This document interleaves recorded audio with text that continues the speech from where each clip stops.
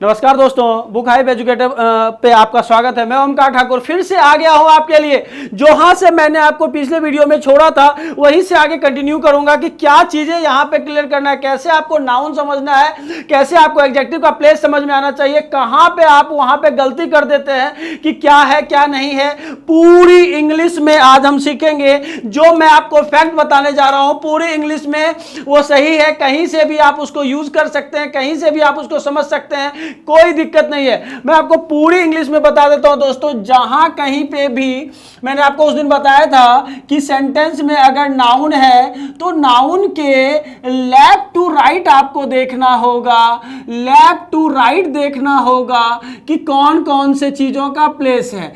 ठीक है, तो लेफ्ट टू राइट जब आप देखेंगे तो नाउन के प्लेस को समझ पाएंगे कि नाउन कौन है, क्या है, कहां है। तो नाउन से पहले मैंने आपको बताया था कि जो नाउन से पहले का प्लेस होगा वो एडजेक्टिव का होगा दोस्तों। किसका होगा?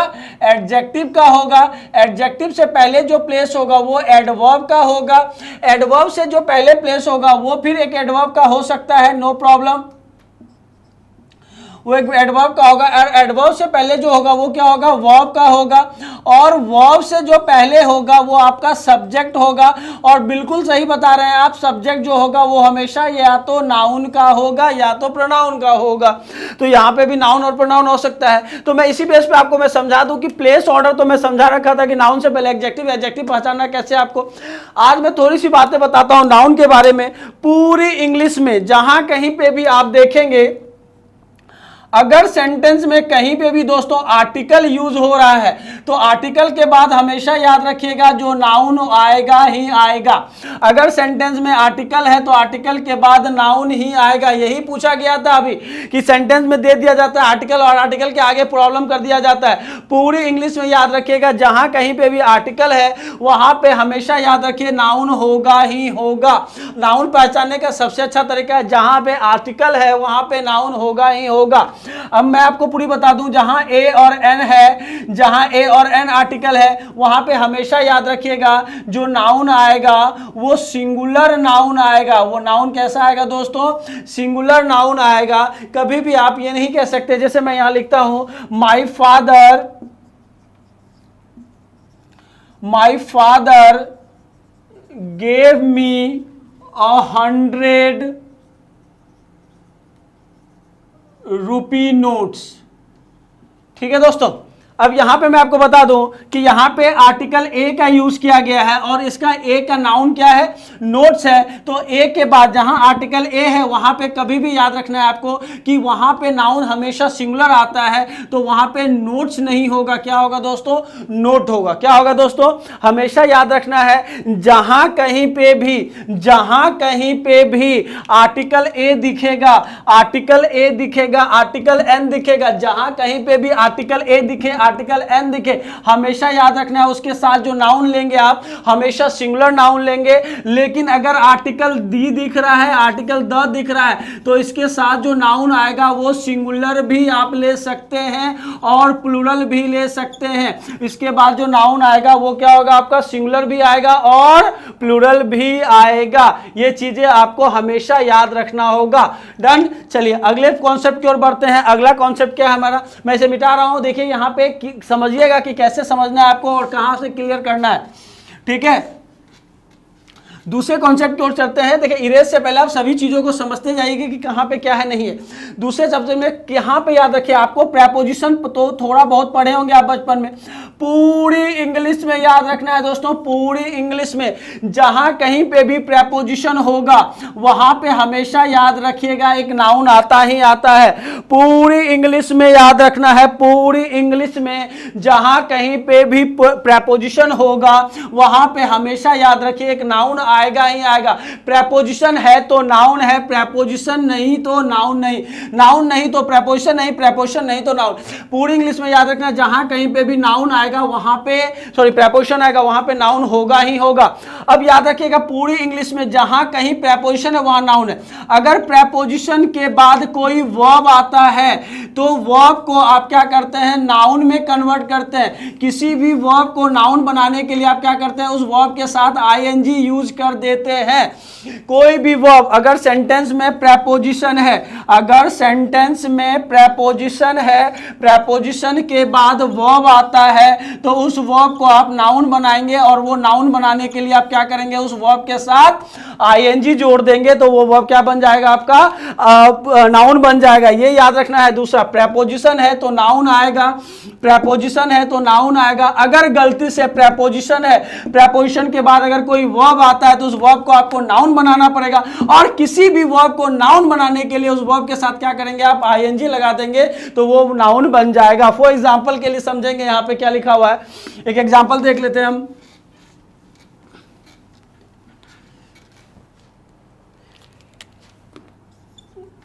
It being a rainy day, I must think of postpone all my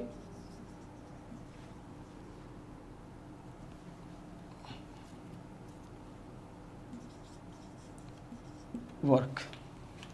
ठीक है दोस्तों, it being a rainy day I must think of postpone all my work. अब यहां पे देखिए, सबसे पहले हमें क्या प्रेपोजिशन से रिलेटेड ढूंढना है, तो प्रेपोजिशन हमें ऑफ मिल गया। प्रेपोजिशन के बाद यहां पे पोस्टपोन, पोस्टपोन का मतलब होता है स्थगित करना, पोस्टपोन यहां पे स्थगित करना मतलब वर्ब है, लेकिन यहां पे बात किसकी आ रही है, प्रेपोजिशन की। पूरी इंग्लिश में बता दूं आपको, पूरी इंग्लिश में जहां कहीं पे भी प्रेपोजिशन ऑफ होगा, जहां कहीं पे भी प्रेपोजिशन ऑफ होगा, प्रेपोजिशन के बाद जब भी कोई वर्ब आएगा दोस्तों, वो हमेशा बिल्कुल हमेशा दिमाग में रखिएगा कि वो हमेशा क्या होगा, कि वो नाउन बनेगा। और किसी भी वर्ब को नाउन बनाने के लिए प्रेपोजिशन के बाद क्या करना आता है, उसमें आईएनजी लगाना होता है। तो हमें यहां पे पोस्टपोन के जगह पे क्या लिखना होगा, पोस्टपोनिंग लिखना होगा, तो हमारा सेंटेंस करेक्ट हो जाएगा। ठीक है, तो यहां पे आपको समझना है, it being a rainy day I must think of postponing all my work होगा, ना कि यहां पे आप क्या लिखेंगे, पोस्टपोन लिखेंगे। तो जहां कहीं पे भी प्रेपोजिशन होगा उसके बाद नाउन आएगा ही आएगा।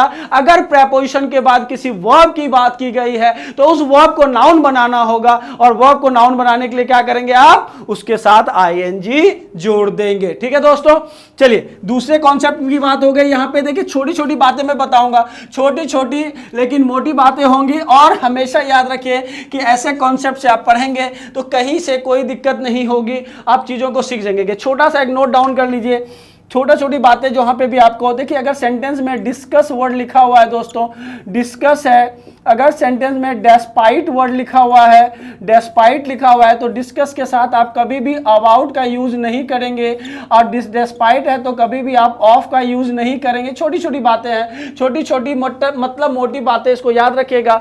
डिस्कस है, अगर सेंटेंस में कहीं पे भी एंटर है और एंटर से प्लेस का इंडिकेशन हो रहा है, तो इसके साथ आप कभी भी इनटू का यूज नहीं करेंगे।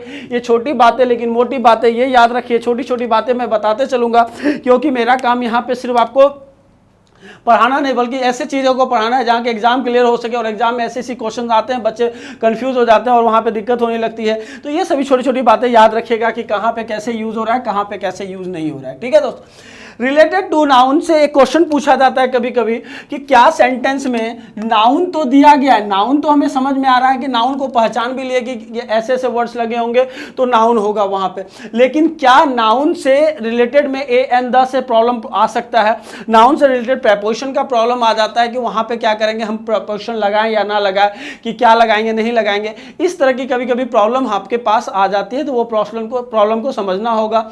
तीसरी सबसे बड़ी बात है क्या, कि जब कोई नाउन है आपके पास तो उसके पहले एडजेक्टिव होगा, एडजेक्टिव के पहले एडवर्ब, एडवर्ब के पहले क्या होगा, फिर दूसरा एडवर्ब हो सकता है, फिर वर्ब, और फिर उसका सब्जेक्ट। अब सब्जेक्ट के अकॉर्डिंग आपको क्या करना है, सभी चीजों को समझना है, और नाउन के अकॉर्डिंग भी समझना है। तो हमेशा याद रखिएगा, जहां कहीं पे भी आर्टिकल होगा वहां पे नाउन होगा ही होगा, जहां प्रेपोजिशन होगा वहां पे नाउन होगा ही होगा। तीसरी बात है मैं आपको बता दूं, बीइंग से रिलेटेड, बीइंग से प्रॉब्लम मैं बता रहा हूं, बीइंग का दो यूजेस होता है। बीइंग से रिलेटेड आपके पास दो यूजेज हैं। तो बीइंग के बाद एक तो वर्ब की बातें की जाती है कि बीइंग के बाद वर्ब क्या आएगा, और बीइंग के बाद पहले यहाँ पे एक बीइंग से पहले इट का भी यूज करवाया जाता है, राइट। तो बीइंग से लेके आपको वर्ब यूज करना है और बीइंग से पहले आपको इट का यूज करना है। तो इन दोनों में प्रोसेस क्या है, कैसे आप इसको समझेंगे, कैसे चीजों को कर पाएंगे, ये देखिए। पूरी इंग्लिश ग्रामर में दोस्तों, पूरी इंग्लिश ग्रामर में याद रखिएगा, पूरी इंग्लिश ग्रामर में जहां कहीं पे भी बीइंग होता है, अगर बीइंग के बाद गलती से कोई वर्ब है तो वो वर्ब हमेशा याद रखिए थर्ड फॉर्म में होगा। अगर पूरी इंग्लिश में बीइंग है, बीइंग के बाद अगर कोई वर्ब आता है तो हमेशा वर्ब कौन से फॉर्म में होगा, थर्ड फॉर्म में होगा। कौन से फॉर्म में होगा दोस्तों, थर्ड फॉर्म में होगा। For example, the letter has been written, comma, I insist on being sent at once, right। अब यहाँ पे देखिए सिंपल सा लॉजिक है, पूरी इंग्लिश में हम पढ़ रहे हैं, यहाँ पे पूरा सेंटेंस भी पढ़ लेते हैं, पूरा इंग्लिश भी पढ़ लेते हैं, कोई दिक्कत नहीं है। पूरी इंग्लिश में देखिए ऑन प्रेपोजिशन है, प्रेपोजिशन के बाद एक वर्ब आया जो कि आईएनजी फॉर्म में, यहाँ तक समझ में आ गया। अब देखिए बीइंग का यूज हुआ है, बीइंग के बाद अगर कोई वर्ब आ रहा है, बीइंग के बाद अगर कोई वर्ब आ रहा है तो वो वर्ब बिल्कुल थर्ड फॉर्म में होगा। तो यहाँ पे सेंड के जगह पे आपको क्या लिखना होगा, सेंट लिखना होगा। ये चीज यहाँ पे क्लियर होगी, क्योंकि देखिए बीइंग से रिलेटेड क्वेश्चन पूछा जाता है। आप अपने प्रीवियस ईयर को उल्टा के देख लीजिए, बीइंग टाइप करके देखिए गूगल पे, बीइंग रिलेटेड बहुत सारे प्रॉब्लम पूछे गए प्रीवियस ईयर में। बीइंग अगर है कहीं पे, उसके बाद अगर कोई वर्ब आता है तो वर्ब हमेशा याद रखिएगा थर्ड फॉर्म में आता है। यहाँ पे वर्ब की भी चर्चा करना होगा आपको, क्योंकि आपको प्लेस ऑर्डर समझना होगा कि बीइंग के बाद जो वर्ब आता है वो बीइंग के बाद क्या आएगा, तो बीइंग के बाद वर्ब आएगा। बीइंग से पहले क्या आएगा, तो इट आ सकता है। इट कब आएगा, वर्ब कब आएगा, बीइंग के बाद अगर कोई वर्ब है तो पूरी इंग्लिश में याद रखिएगा, बीइंग के बाद अगर कोई वर्ब है तो वो हमेशा याद रखिए थर्ड फॉर्म में होगा। ठीक है, इसको मैं इरेज कर रहा हूं, अगले पॉइंट की ओर बढ़ता हूं मैं। अगर सेंटेंस में क्या है दोस्तों, तीसरा कॉन्सेप्ट यहां पे बीइंग से रिलेटेड दूसरा कॉन्सेप्ट मैं बता रहा हूं। अगर सेंटेंस में बीइंग कहीं पे लिखा हुआ है, क्या लिखा हुआ है दोस्तों, बीइंग कहीं पे लिखा हुआ है, बीइंग के बाद अगर टाइम,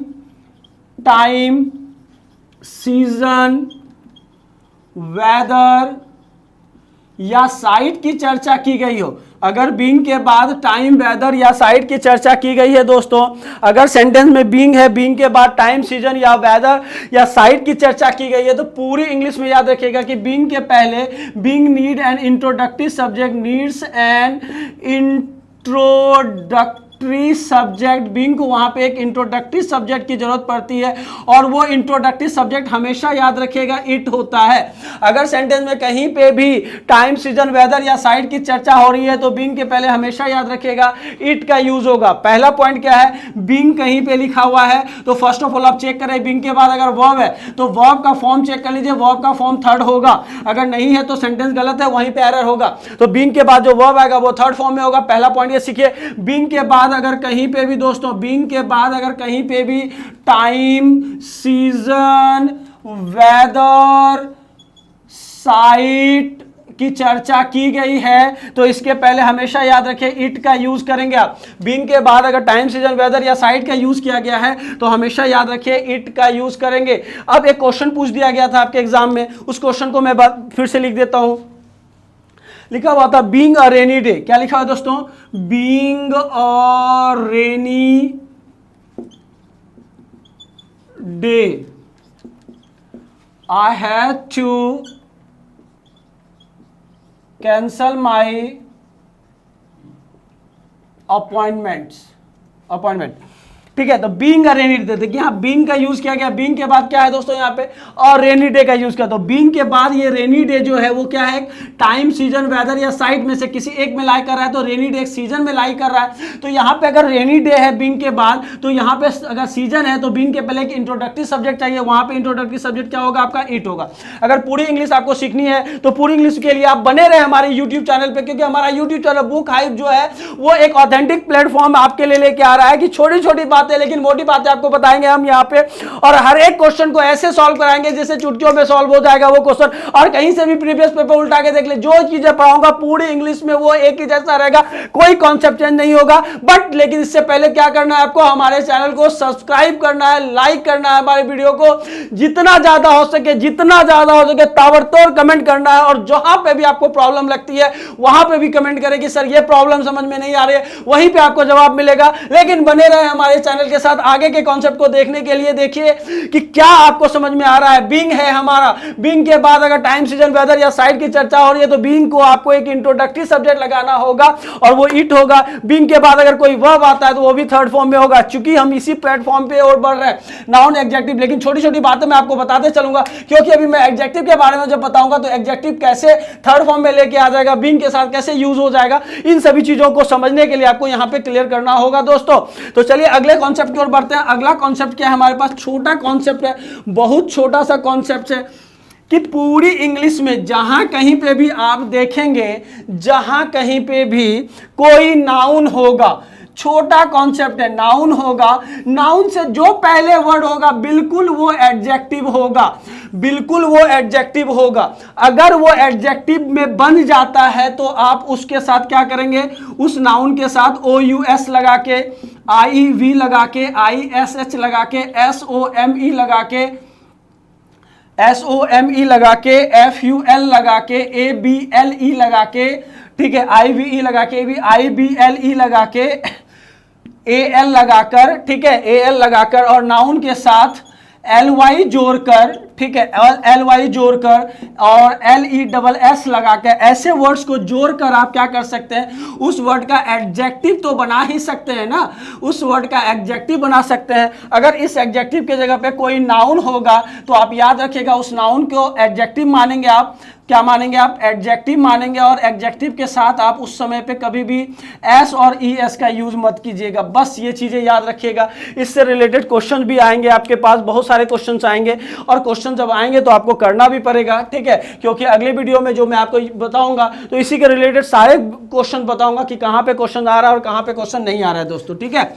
तो ये चीजें क्लियर हो गया। अब तीसरा छोटा सा कॉन्सेप्ट मैं आपको बता दूं, पूरी इंग्लिश में जहां कहीं पे भी आपको पढ़ेंगे आप कि जब सेंटेंस में नाउन होगा, जब सेंटेंस में क्या होगा, नाउन होगा, तो नाउन के साथ अगर LY जुड़ा हो तो वो हमेशा याद रखिएगा एडजेक्टिव बनता है। अगर पूरी इंग्लिश में जो कॉन्सेप्ट बताया जा रहा है, पूरी इंग्लिश बताया जा रहा है, अगर उसके कहीं नाउन है, नाउन के बाद अगर LY जुड़ा है तो वो क्या हो जाएगा आपका, वो हमेशा याद रखिए एडजेक्टिव बन जाएगा। अगर एडजेक्टिव बन जाता है, लेकिन आपको बचपन में बताया गया कि एडजेक्टिव LY लगा के बनने वाला वर्ड एडवर्ब होता है, लेकिन नहीं, नाउन के साथ आप LY लगाएंगे तो वो एडजेक्टिव बनेगा। लेकिन आप पूरी इंग्लिश में याद रखिए अगर एडजेक्टिव के साथ अगर आप LY लगा देते हैं तो वो बन जाता है आपका एडवर्ब। क्या बन जाता है दोस्तों, एडवर्ब बन जाता है। नाउन के साथ LY लगा देंगे तो एडजेक्टिव, एडजेक्टिव के साथ LY लगा देंगे तो वो क्या बन जाएगा, एडवर्ब बन जाता है। क्या बन जाता है दोस्तों, एडवर्ब। अब बहुत सारे बच्चों का सवाल आता है, सर क्या नाउन के साथ LY जोड़ के एडजेक्टिव बन सकता है, क्या इस एडजेक्टिव का एडवर्ब बन सकता है? तो क्या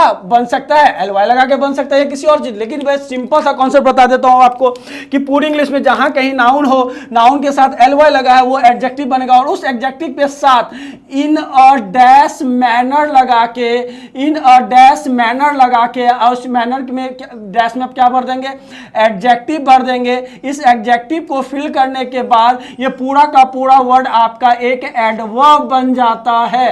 क्या बन जाएगा दोस्तों, पूरा का पूरा वर्ड एक एडवर्ब बन जाएगा। तो इस तरह के तीसरा कॉन्सेप्ट भी आप बड़े अच्छे से सीख गए होंगे, मुझे आशा है कि नाउन के साथ LY लगा के एडजेक्टिव, और उसी एडजेक्टिव का एडवर्ब बनाने के लिए आपको क्या करना होगा, इन अ डैश मैनर का यूज करना पड़ता है, और वहां पे आप पुट कर देंगे तो सेंटेंस सही हो जाएगा। एडजेक्टिव के साथ LY लगा देंगे तो वो क्या बन जाएगा, एडवर्ब बन जाएगा। छोटी छोटी बातें, मोटी बातें समझते रहिए, सीखते रहिए और आगे बढ़ते रहिए, क्योंकि आगे बढ़ना बहुत जरूरी है दोस्तों। जितना ज़्यादा आप आगे बढ़ेंगे उतना ज़्यादा ये चीज़ें क्लियर होता जाएगा, ठीक है। तो मैं इसको इरेज करता हूं और अगले कॉन्सेप्ट के ऊपर बढ़ता हूं। देखिए दोस्तों, तीसरा कॉन्सेप्ट मैं आपको छोटा सा बता दूं, छोटी छोटी बातें बताते जा रहा हूं मैं यहाँ पे। तीसरा में जहां तक भी आप पढ़ेंगे, जहां जहां कहीं भी पढ़ेंगे वहां पे याद रखिएगा एक चीज़ें याद रखना है आपको, जहां कहीं पे भी एक वर्ड आएगा हैविंग। हैविंग जनरली वो क्या होता है, पार्टिसिपल का काम करता है, लेकिन मैं पार्टिसिपल अभी आपको नहीं पढ़ा रहा हूं। हैविंग जब वो यूज होगा, देखिए छोटी बात, हैविंग के साथ कहीं पे भी कोई वर्ब आता है, वो वर्ब हमेशा याद रखिए थर्ड फॉर्म में होगा। पूरी इंग्लिश में याद रखना, जहां कहीं पे भी हैविंग होगा, हैविंग के बाद जो वर्ब आएगा वो कौन से फॉर्म में आएगा, थर्ड फॉर्म में आएगा। पूरी इंग्लिश में याद रखना है।